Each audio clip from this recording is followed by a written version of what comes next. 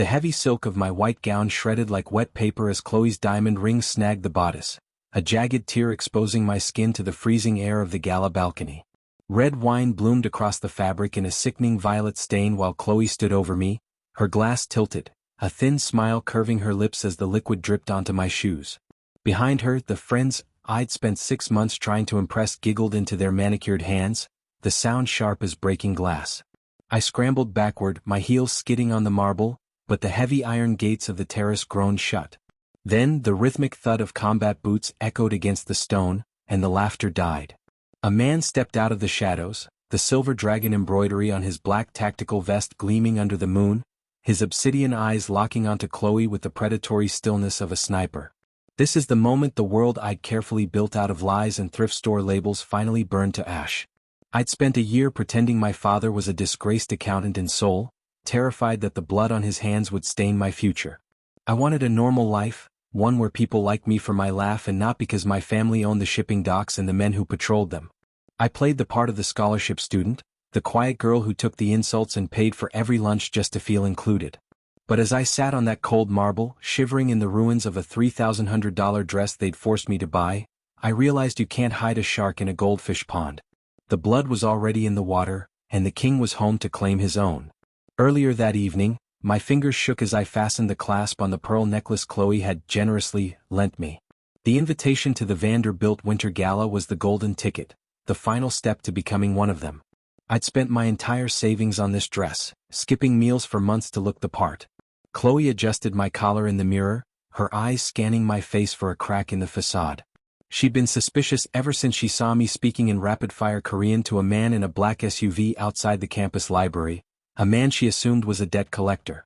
"You look almost like you belong here, Mia," Chloe whispered, her breath smelling of peppermint and cruelty. She tightened the necklace until the pearls dug into my throat. "Just remember who got you past the velvet rope." I forced a nod, my throat too tight to speak. My phone buzzed in my clutch, a restricted number I'd ignored 10 times today. My father. The man who hadn't stepped foot on American soil in 5 years because of legal complications, involving the triads and the Seoul district attorney. I silenced it again. I wanted tonight to be about Mia, the girl who was going to be an architect, not the princess of the Kong syndicate. I stepped out of the limo and onto the red carpet, the flashbulbs blinding me, unaware that every step I took was being tracked by men with earpieces and silenced Glock 19s. The ballroom was a sea of gold leaf and predatory ambition. I tried to blend into the shadows near the champagne fountain, but Chloe and her circle drifted toward me like a pack of wolves sensing a limp. They started small. Comments about the interesting texture of my dress, questions about why my parents couldn't make the trip from Korea. Then the wine happened. It wasn't an accident. Chloe nudged my elbow just as she raised her glass, the Cabernet drenching my front. "Oh Mia, I'm so clumsy," she chirped, her voice loud enough to draw every eye in the room. But then again, that cheap fabric was practically begging for a makeover. I tried to dab at the stain, my vision blurring, but she grabbed my wrist. Her grip was like a vice as she hauled me toward the terrace. The others followed, blocking the exit. One by one they took turns. A shove. A snide comment about my servant energy. And then the tear. Chloe grabbed the front of my gown and yanked. The sound of the silk ripping was the loudest thing I'd ever heard. I fell to my knees, the shame of physical weight in my chest. I looked up at the girl I'd called my best friend, and all I saw was a monster. "Did you really think we'd let a little nobody from the slums lead the student council?" Chloe hissed, leaning down to my ear. "Go back to whatever hole you crawled out of. You're done here." She turned to walk away, but she stopped dead. The air in the terrace suddenly felt heavy, the temperature dropping 10 degrees. A low, vibrating hum began to rise from the street below, the sound of 20 high-performance engines idling in perfect unison. A spotlight from a circling helicopter swept across the terrace, blinding Chloe and her friends. I squinted through the glare and saw him. My father wasn't wearing a suit. He was wearing the black fatigues of the Kong elite, a dragon carved into the hilt of the sword strapped to his hip. He didn't look at the girls. He looked at me, at my torn dress and the wine on my face, and his jaw shifted. "Mia," he said, his voice a low rumble of thunder. "You told me you were safe." "Dad," I whispered, my voice breaking. He stepped over the railing of the terrace, moving with the grace of a panther. Behind him, 4 men in black masks rappelled from the roof, their boots hitting the marble with a synchronized crack. Chloe shrieked, stumbling back into the champagne table, sending glass crashing to the floor. The friends who had been laughing seconds ago were now huddled together, their faces the color of curdled milk. My father reached me and knelt, his calloused hand gently brushing a strand of hair from my forehead.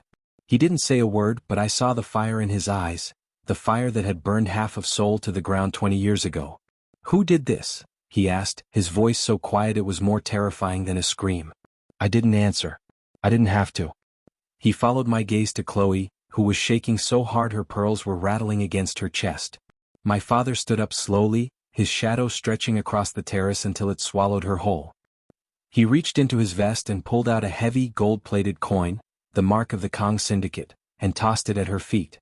It spun on the marble, the ringing sound a death knell in the silence. "You have 1 minute to tell me why I shouldn't burn this building to the ground with you inside it," he said. "If you think these girls got exactly what was coming to them for trashing a girl who just wanted to fit in, hit the like button so this story reaches the people who need to see it." Chloe's mouth opened and closed like a fish out of water.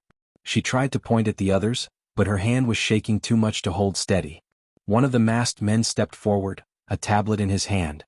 He tapped the screen and a projection filled the air. Bank records, private messages, the dark web history of Chloe's father. "Mr. Vanderbilt's offshore accounts have been emptied," the man reported, his voice robotic. "The foreclosure notices on their 3 estates were served 30 seconds ago. They are effectively homeless." Chloe collapsed.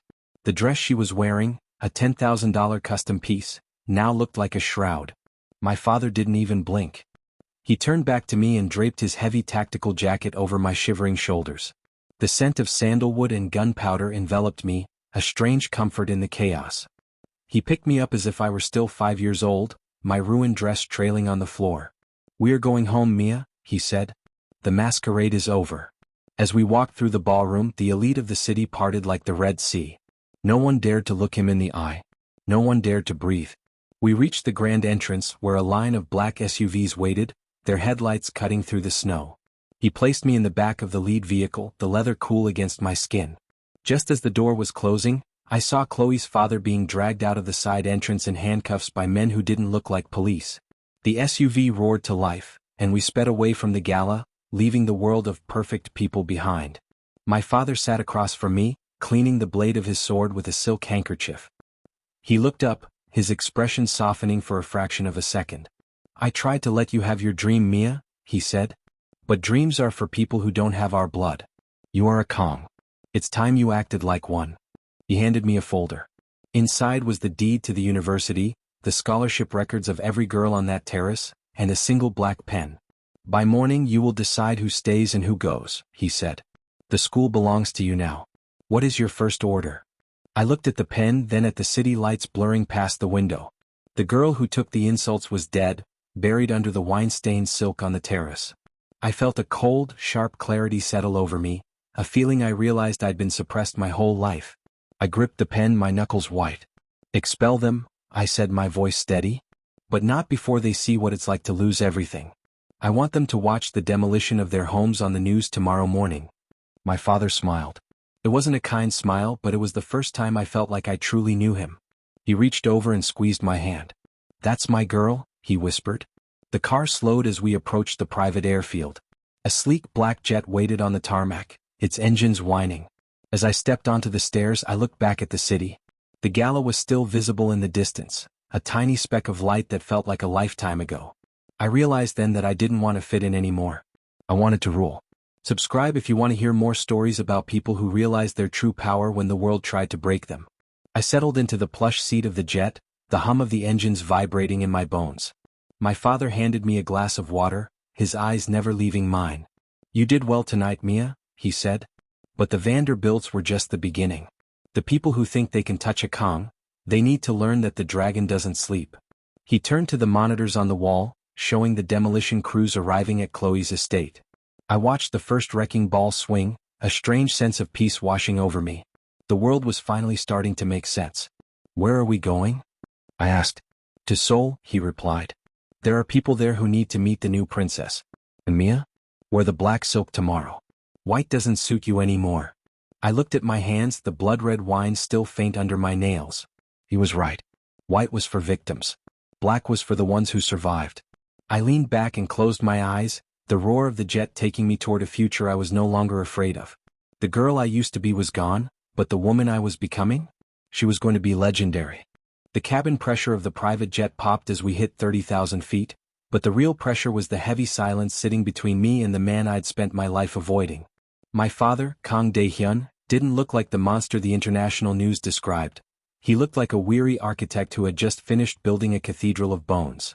He watched the digital feed of the Vanderbilt estate crumbling into a pile of expensive dust, his thumb tracing the scar on his knuckle.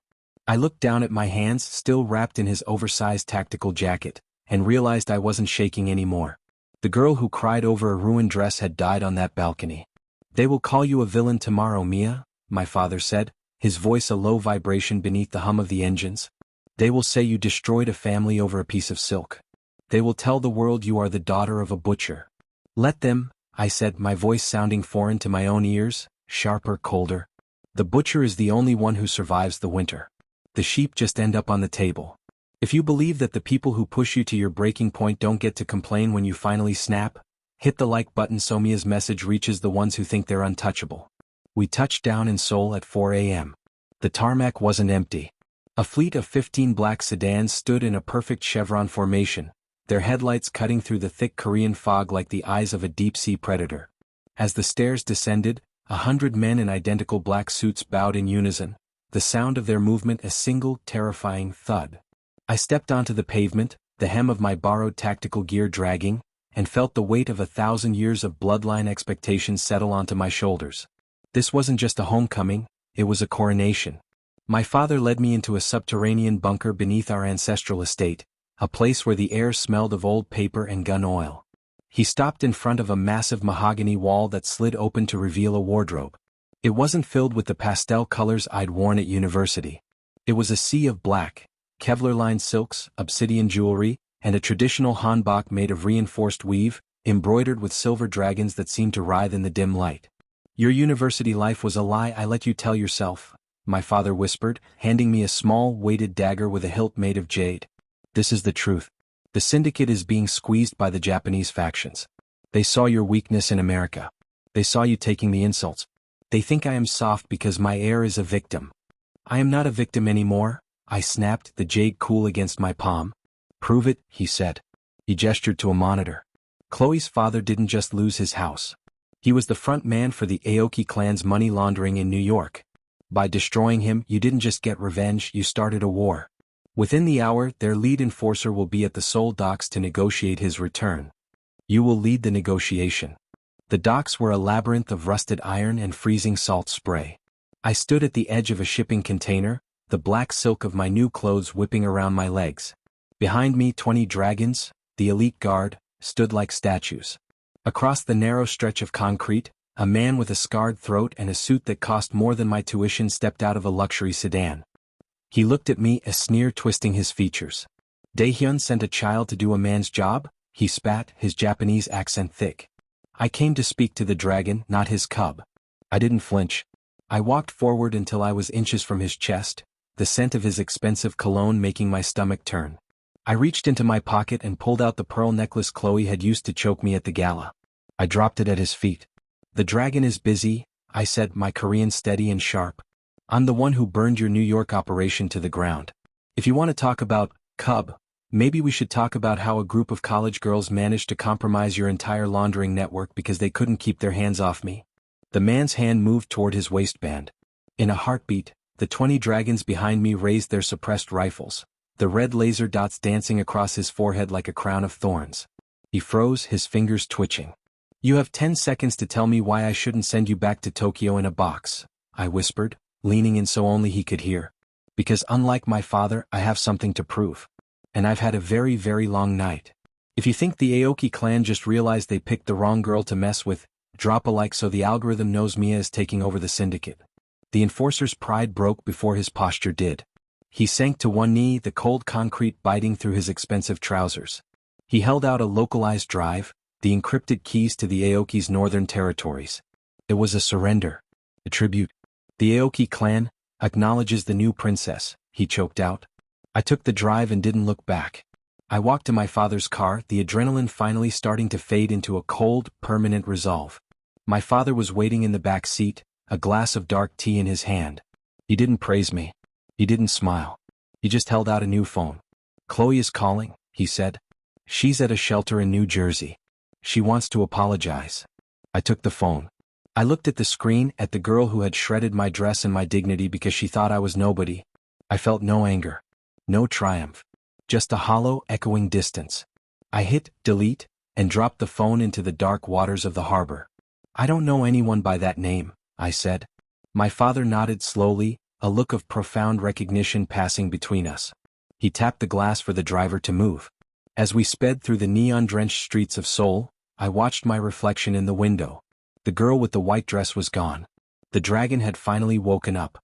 Subscribe if you want to hear more stories about the quiet ones who finally decide to speak the language of power. The neon lights of the Gangnam district blurred into long ribbons of electric blue as we sped toward the Kang family estate. My father sat in the shadows of the SUV, his eyes closed, but I knew he wasn't sleeping. He was calculating. The drive in my pocket, the one I'd taken from the Aoki enforcer, felt like a hot coal against my thigh. I had the keys to their northern territories, but in this world, a key is just as likely to lock you in a coffin as it is to open a door. The enforcer bowed too quickly, my father said, his eyes still closed. "A man like that doesn't kneel unless he knows someone is standing behind him with a blade. Chloe didn't find out your identity by accident, Mia. Someone in our house whispered in her ear. Someone wanted you exposed in America to see if I would leave Seoul to fetch you." "A loyalty test," I whispered. "No." He opened his eyes and they were cold enough to freeze the air. "A vacancy request. They wanted to see if the dragon's blood had turned to water. Tonight we find the whisperer. If you believe that the most dangerous enemies are the ones who smile at your dinner table, hit the like button so this story reaches those who know that loyalty is the only currency that matters." We didn't enter the estate through the front gates. We descended into the Iron Garden, a soundproofed basement beneath the koi ponds. Standing in a semicircle were the 5 high generals of the Kang Syndicate, men who had served my father for 30 years. They bowed, but I noticed Uncle Jun, the man who had taught me how to ride a bike, wouldn't meet my eyes. His hands were tucked into his silk sleeves, but his right shoulder was twitching. My father sat on a simple stone bench and gestured for me to stand beside him. He pulled a small ancient wooden box from his robe and set it on the ground. Inside was a single white lotus flower, its petals pristine. 30 years ago, my father began, his voice echoing off the damp stone walls, "We made a pact. We said that the Kang bloodline was the heart, and you were the limbs. But it seems a limb has developed a mind of its own. My daughter was humiliated in a foreign land. Her life was offered up as bait for the Aoki clan." He looked at Uncle Junsu. "You handled the New York logistics. How did a group of socialites get access to Mia's private security schedule?" "Information leaks like water, Dae-hyun," Jun said, his voice steady, though his shoulder continued its rhythmic twitch. "The Americans are sloppy. I warned you about sending her there." I stepped forward, the black silk of my hanbok rustling. I pulled out the Aoki drive. "Then explain this, Uncle Jun. This drive contains more than just territory maps. It contains a ledger of payments. Large sums of cryptocurrency sent from an Aoki shell company to a private account registered in the name of your youngest son in London." The silence that followed was heavy enough to crush bone. Uncle Jun's face transformed. The mask of the loyal uncle fell away, replaced by a jagged, desperate sneer. He didn't reach for a gun. He reached for a small detonator in his sleeve. "You've grown old, Dae-hyun," Jun screamed. "You care more about a girl who wants to build buildings than the men who built this empire. The Aoki promised us a seat at the table in Tokyo. They promised us a future without your traditions." He thumbed the button. Nothing happened. My father didn't move. He simply reached into his pocket and pulled out a small electronic jammer. "I taught you everything you know, Junsu. Did you think I wouldn't teach you that I checked the vents for C4 every Tuesday?" The 2 dragons behind Junsu moved like shadows. Before he could even gasp, he was pinned to the stone floor. The other 4 generals stepped back, their faces masks of terror. "Mia," my father said, his voice devoid of emotion. "He stole your peace. He gave your name to the wolves. Justice is your inheritance. What is the sentence?" I looked down at Uncle Jun. I remembered him giving me candy when I was 7. I remembered him standing guard at my mother's funeral. But I also remembered the wine on my face, the sound of my dress tearing, and the cold laughter of Chloe.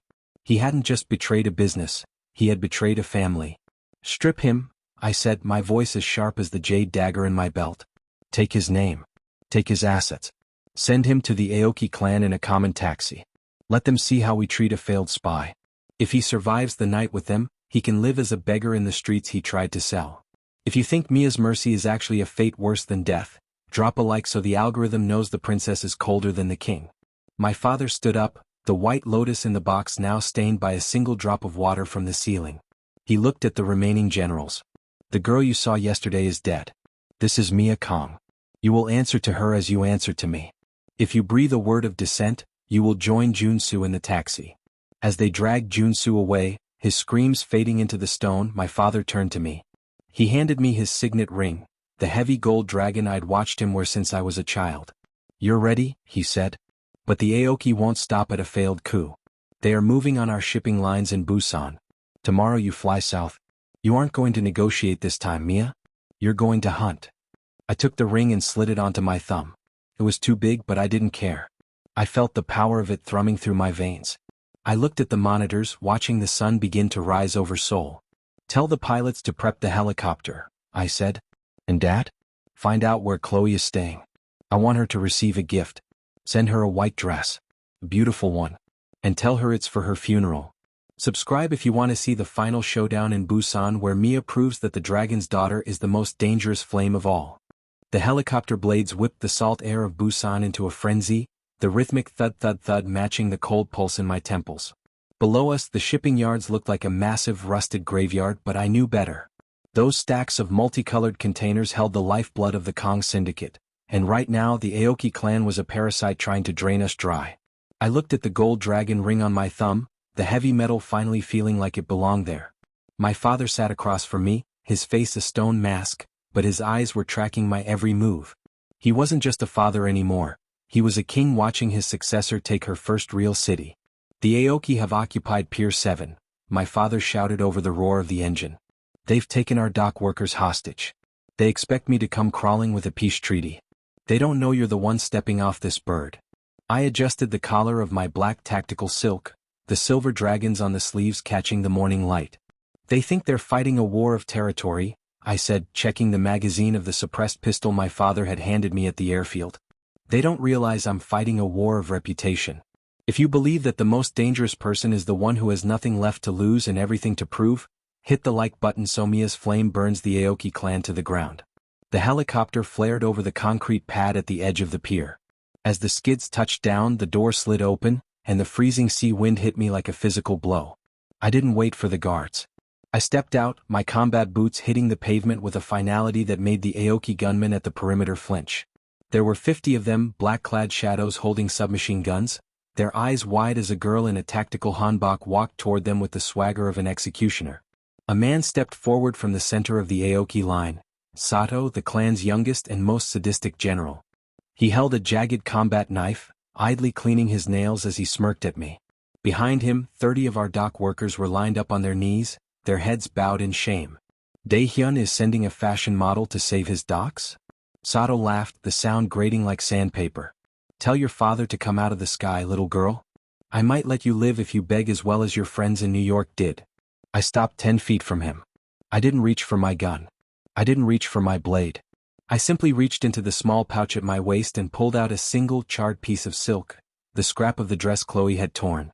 I let the wind catch it, watching it flutter toward Sato's feet. You like to talk about New York? I said, my voice cutting through the wind like a razor. New York was a playground. This is my home. You touched my workers, Sato. You touched my father's legacy.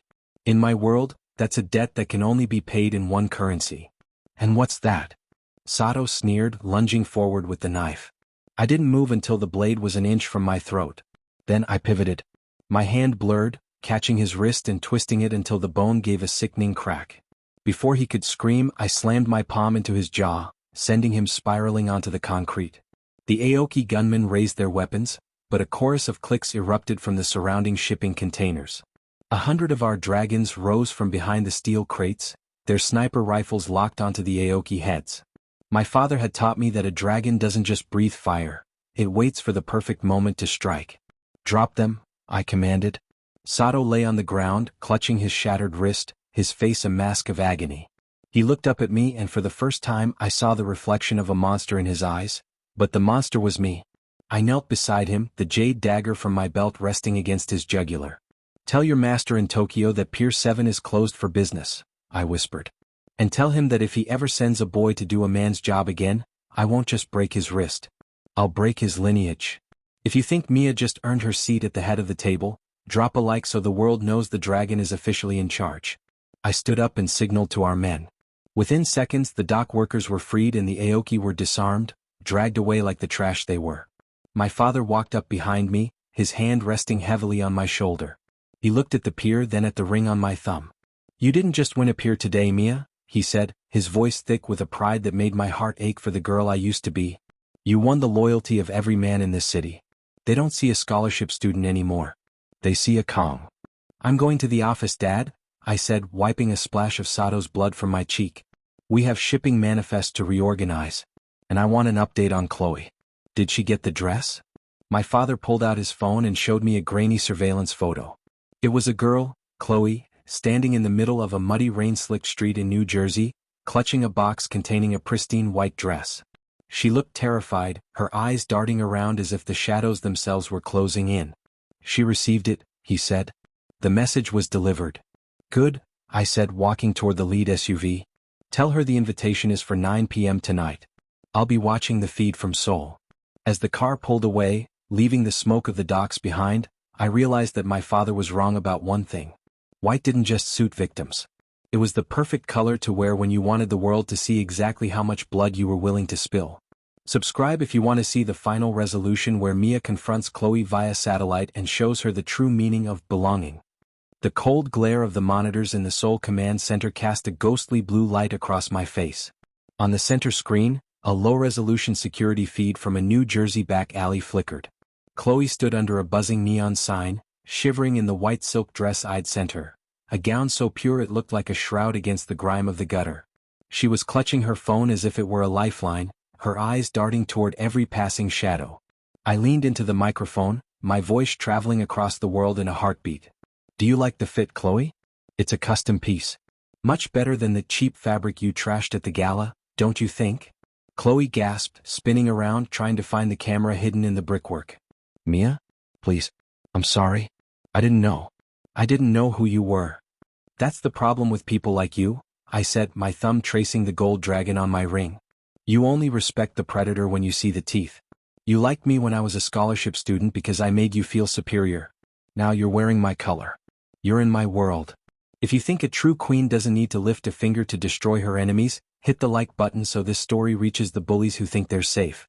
Suddenly, the red emergency lights in the Seoul bunker began to pulse. The monitors showing the Busan docks cut to static. My father stood up, his hand hovering over his waistband. The heavy iron doors of the command center didn't open. They were blown off their hinges by a targeted thermite charge. A squad of men in tactical gear swarmed the room. They weren't Aoki. They weren't Syndicate. Their badges were gold and silver, the Seoul Special Task Force. At their head was Commissioner Park, a man who had accepted my father's donations for a decade. "Dae-hyun, you're under arrest for international racketeering and the incident at Pier 7, Park said, his voice tight. He didn't look at my father, he looked at me. "And the girl comes too. The Americans want her for the Vanderbilt collapse." My father moved to step in front of me, but I placed a hand on his chest. I felt his heart racing, not from fear, but from the realization that the system he had bought and paid for had finally turned its hunger toward him. "Commissioner," I said, stepping into the red strobe of the alarm. "You're making a very expensive mistake. You think the Aoki clan is your new benefactor, but they didn't tell you about the drive I took from Sato, did they?" I tapped a key on the console. A new file opened on the wall-size screen. It wasn't shipping manifests. It was a recorded video of Commissioner Park meeting with the Aoki chairman in a bathhouse, accepting a briefcase full of yen to clear the way for the Busan takeover. Park's face went the color of ash. The officers behind him hesitated, their rifle barrels dipping. "If I don't enter a heartbeat code every 10 minutes, I whispered, walking toward him until the muzzle of his sidearm was inches from my stomach, "that video goes live to every news agency in Asia. You didn't come here to arrest us. You came here to commit suicide. If you believe that the smartest person in the room is always the one the world tried to ignore, drop a like so the algorithm knows the princess just checkmated the commissioner." The silence in the room was absolute, broken only by the hum of the cooling fans. Park's hand shook. He looked at the screen, then at the girl who had been a barista 6 months ago. He realized the same thing the Aoki had. The dragon hadn't just returned. He had evolved. "What do you want?" Park hissed. "I want Sato released to our custody," I said. "I want the Aoki red-listed at every port in Korea. And I want you to go on national television and apologize for the unfortunate misunderstanding regarding the Kong family's business interests." I turned back to the monitor where Chloe was still sobbing in her white dress. I looked at her one last time before hitting the kill switch on her feed. She wasn't worth the bandwidth anymore. "And Commissioner?" I added, looking at him over my shoulder. "Next time you come into my house, take your shoes off. It's a matter of respect." Park signaled his men to retreat. They backed out of the room like shadows being chased by the light. My father let out a long, slow breath. He walked over to me and took the signet ring from my thumb, sliding it onto my middle finger. It fit perfectly now. "The war isn't over, Mia," he said, his voice sounding older, more tired. "But the rain has begun." I looked at the screens, now showing the city of Seoul beginning to wake up. The sun was hitting the glass skyscrapers, turning the city into a sea of gold. I realized then that I didn't miss the coffee shop. I didn't miss the architecture classes. I didn't even miss the girl I used to be. I walked to the center of the room and sat in the high-backed chair my father had occupied for 40 years. I looked at the dragon guard standing at the entrance. "Bring me the Busan manifests," I said. "And someone get me an espresso. I have a long day ahead of me." Subscribe if you want to hear more stories about the people who turned their scars into armor and their silence into a roar. The end.